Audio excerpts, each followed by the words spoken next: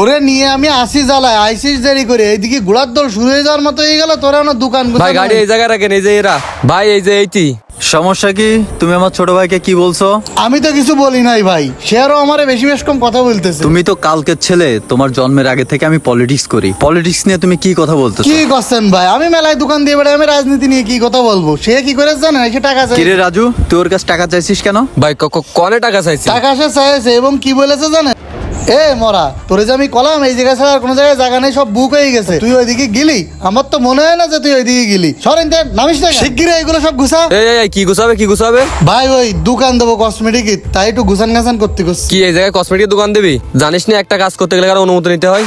ভাই অনুমতি তো নিতে হয় জানি, কিন্তু এই ফাঁকা মাঠের মধ্যে কি আর অনুমতি নেবো? আর কারোর তো পাচ্ছি না খুঁজি। মানে তুই করতে চাচ্ছিস কি এটা কি সরকারি খাট জায়গা? তুই এবার তেরা কথা করছিস? না ভাই, খাস জায়গা হতে যাবে কেন? চাষের জমি তো অবশ্যই মালিকানা আছে। আর আমি আপনারা কনে তারা কথা বললাম, আমি বললাম যে কেউ নেই।